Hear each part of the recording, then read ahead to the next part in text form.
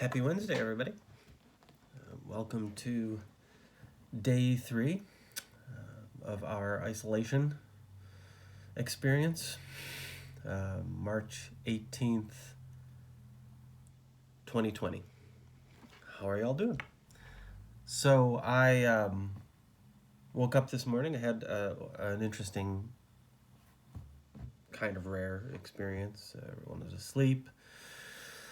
House was quiet. It's nice and warm. It's one of those mornings where you go into the kitchen and you make yourself some coffee, and everything is sort of slowed down and appears normal.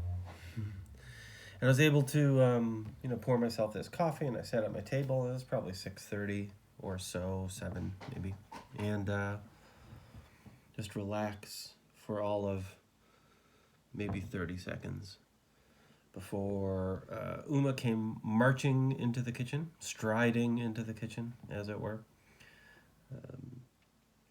and commanded Alexa at volume 10 to play Who Let the Dogs Out. It was quite jarring. There's my day. That was my day. It's been my day. It's been a good day. I joke. We did all sorts of things. We actually tuned into NASA. NASA has this story time hour where astronauts up at the space station actually read books to the kids, and it's really cool. And they're floating at the space station, and we spent all morning learning about space and astronauts and gravity and how to use the bathroom at the space station. Primarily, that's what we learned about, is how to use the bathroom at the space station.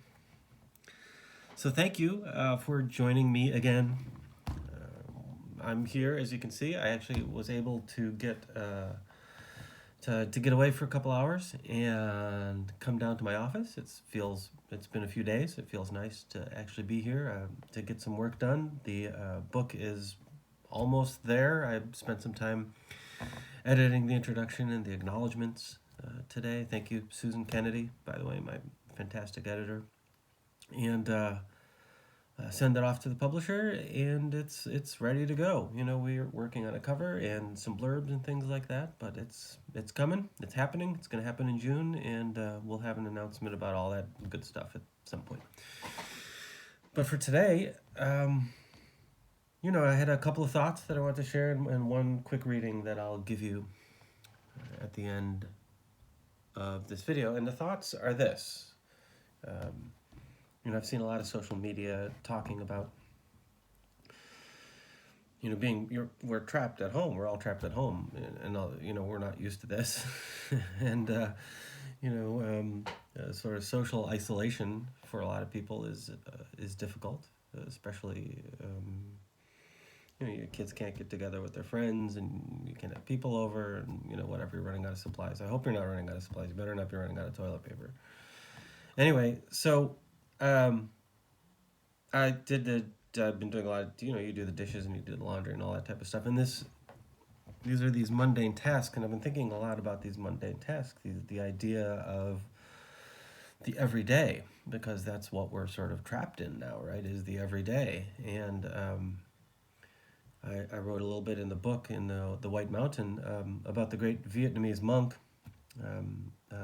Thich Nhat Hanh. I'm probably pronouncing his name wrong, but he writes an enormous amount about the awe that you can find in everyday life and in the mundane. And he writes about, specifically about washing dishes, and how, we see a lot of these tasks as just a step toward, these unpleasant tasks, which is just a step toward, actually living our life. But the reality, as we all are beginning to understand it, in these past few days, is that is our life. That is our life, and that's okay. There's nothing wrong with that, and that we can find the miracle in doing laundry, or in washing the dishes, or in sweeping the floor. Just the fact that we can think about that, that's on our radar, is miraculous. So enjoy it. Enjoy that time. Enjoy how it feels, and be mindful of those moments, and grateful that you have those moments. and are in a position to consider those moments as something less than necessity. So take it every day, be present, and the time will go by, and hopefully the time will go by pleasantly. So, what I want to do is read a piece from Mosquito Rain. This is a book that came out a few years ago about our trip to Alaska. And it's a piece in Mosquito Rain that feels like it resonates, right, with what we're going through today. The idea that us humans are just, so small or so minuscule in the universe. What is our presence here? What are we after? What does the wilderness think of us? So here's a moment where we are on a ferry. We're moving from the ferry across Prince William Sound from Valdez. And I just wanted to read these few paragraphs to you and see if you feel like I do, that maybe this resonates with the experience that we are all going through today. Okay? You tell me. So here we go.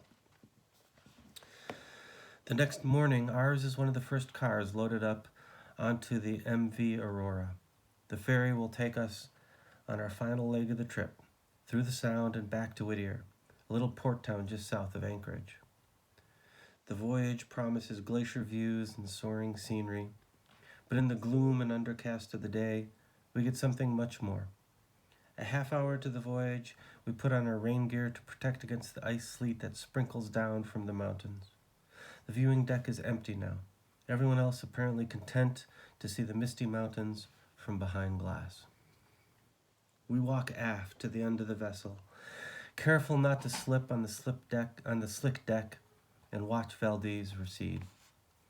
We move through Prince William Sound like our presence here is a secret. Every little while, the sharp, icy flank of a nearby ridge pierces the mist, and we fall quiet, not daring to alert the mountains to our intrusion. The waters around our little boat are filled with small glacier islands bobbing by like deep blue mines.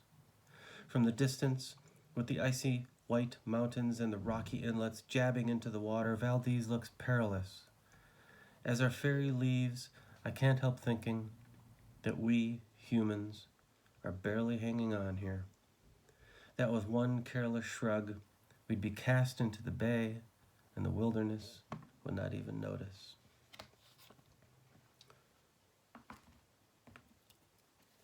So there we are, folks. Day 3. Take care of each other. Be kind. Wash your hands. And I'll see you in the morning. Bye-bye, everybody.